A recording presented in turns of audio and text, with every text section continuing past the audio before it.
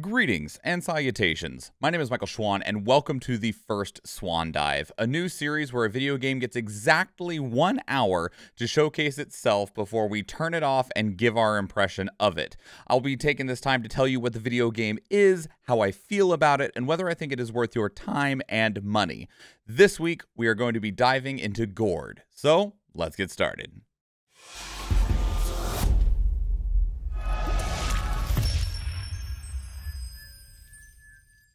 Okay, so a quick disclaimer before we get started. I did receive a key for Gord for free from the service Daredrop, but that does not hold any basis on my opinion here, and I've already completed the requirements of that sponsorship deal to receive the key. This is just extra content that I'm making for the sake of my channel. All right, so Gord is a strategy colony simulator survival RTS, and boy, are video games just starting to get into genre soup. So Gord puts you into this dark world where it is permanently night, unforgiving lands full of foes, both in the form of vicious beasts and combative entities. There's a mixture of these entities as well, everything from other tribes and nomadic groups, and then you got some more of the mystical persuasion type of enemies. You operate as a steward for who seems to be not a so friendly king.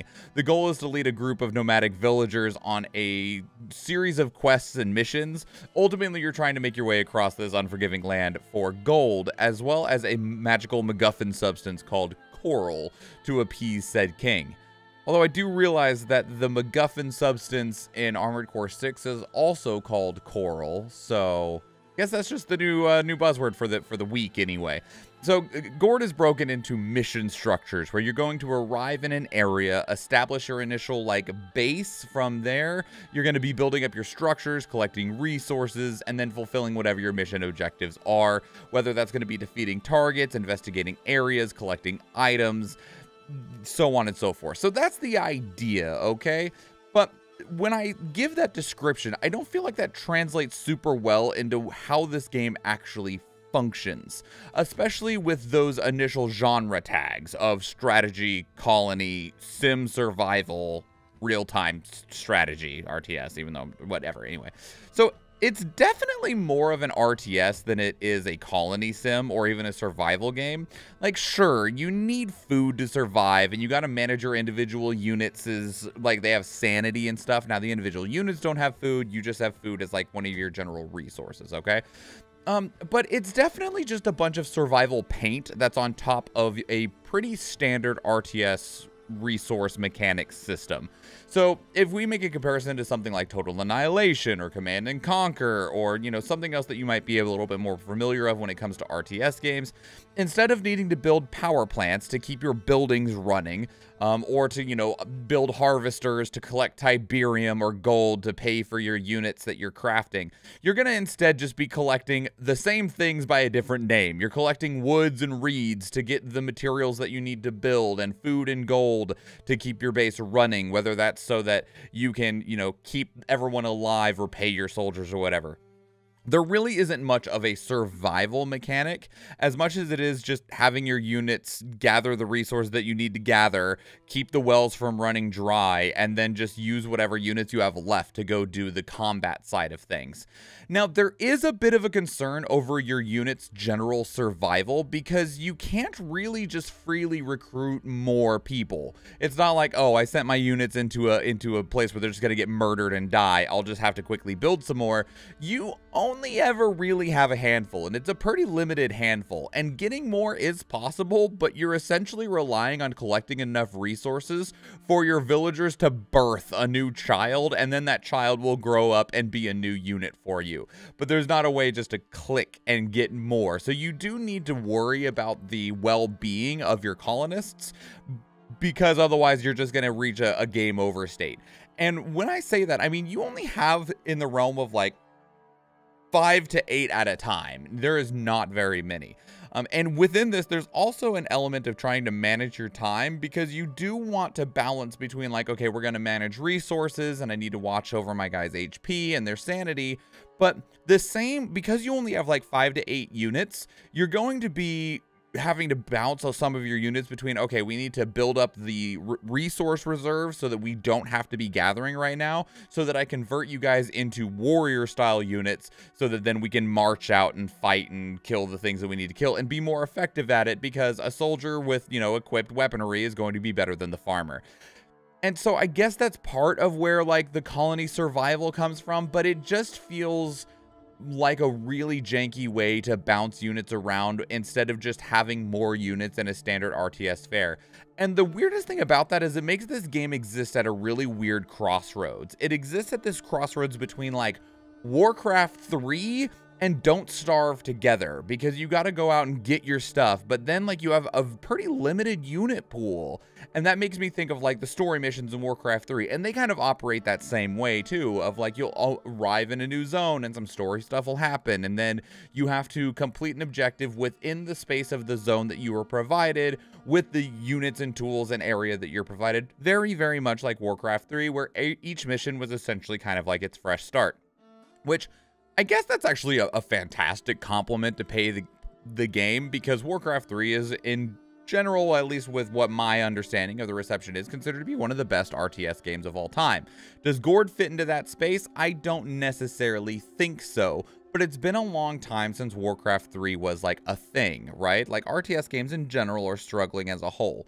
Now, there is a story and mission structure that reminds me of Warcraft 3, and that said, though, the mechanics will hopefully gain more depth, because we only got an hour, and there are definitely some things that we didn't touch on. Like, we didn't touch on the magic system. We didn't make it there in an hour. I think we completed 2 or 3 missions in that time. So we weren't lollygagging. I was definitely trying to make the most of the time that I had.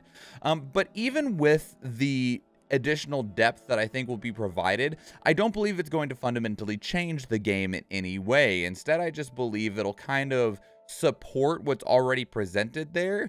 And then the question becomes of whether the idea of managing this handful of units and bouncing between resource gathering, exploration, and combat is something that you're interested in managing.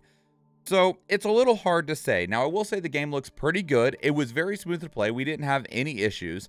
It actually had vocal performances in it, which I wasn't initially expecting. And the vocal performances were fine. Like, one of the main guys traveling with you is, like, the king's aide, and he's a total jerk, and you just really, really hope that he's going to be fed to wolves as soon as possible. And the game overall was fairly engaging. Now, I do know that it has really mixed reviews on Steam right now, and I'm not 100% sure why, but it might just be because of a difference of expectations, because they didn't actually show off a ton of what the proper gameplay is going to be in the trailers, because when I remember watching them for our reaction video and never hardly seeing the UI at all.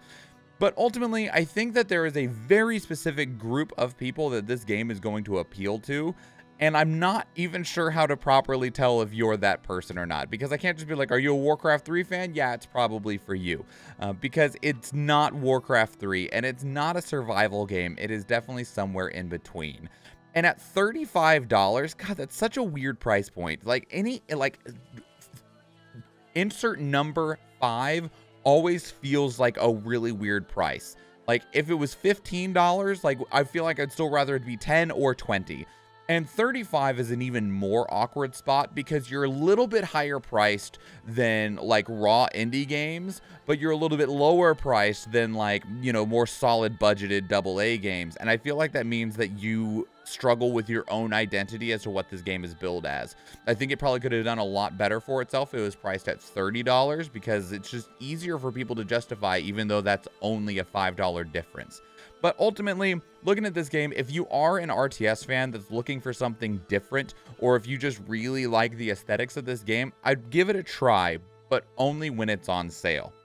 This is the first Swan Dive, so I'm going to let you know, like, what our classifications are, which is, like, would I stream it? Would I buy it full price? Would I buy it on sale? Would I not buy it? Or did I just absolutely hate it? And this one, I think it's definitely a game that if it fits your build, you could pick it up on sale and not feel too bad about it. And it doesn't even need to go on a very large sale. Like, if it ever goes on, like, a 15% sale that brings it below that $30 mark, I think it could be pretty good.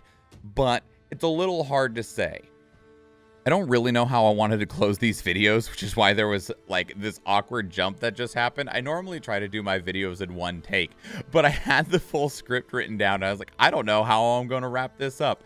So I still don't, but we'll just fly by the hip and see what happens. So now that we've come up for air, that is us diving into Gord, this survival strategy colony sim RPG. It's got this really grim, dark, gritty setting, and I think that it might be a game that people will look fondly on later. But ultimately right now, when we're just completely swamped with incredible games, it makes it really, really hard to stand out in general, because we got fantastic indie games, we got fantastic AA and AAA games, and I'm not sure if Gord achieves that unless it is the specific game that you wanted to play.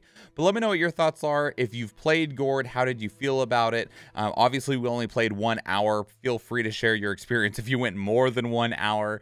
Thank you again for Daredrop for the key as well. I appreciate that immensely. We're gonna keep doing these, so please give me as much feedback as you can on the format. If you like this setup, if you'd rather my face disappear and me just put the game full screen, or if you like the way that this looks and works and feels. I do a lot of creative process in the act of creating, right? So I didn't have a full clear idea of what this video would look like before I made the script, started recording, and now I'm going to be figuring it out after I get done recording this as I go into the editing side of things. But let me know what you'd like to see when it comes to Swan Dive, what other games you'd like us to take a dive into, and if you are a publisher or developer of a game and would like to see how your game might fare in Swan Dive, hit me up. There is all that information down in the description below the like button. But let me know, put your thoughts down in the comments, or find me on social media. I am on Discord, Twitch, Twitter, Blue Sky, Threads, Instagram. I'm on everything. So yeah, find me on your preferred choice and let's have a conversation. And as I said, mentioned Twitch. I do stream on Twitch 4 days a week, Tuesday, Thursday, Friday, and Sunday, although life is a little crazy right now. But I would love to see you there. If you enjoyed this video, please leave it a like. If you want to catch future videos, please subscribe to the channel. If you watch one of the other videos on the channel, or if I see you in the live stream, thank you and enjoy.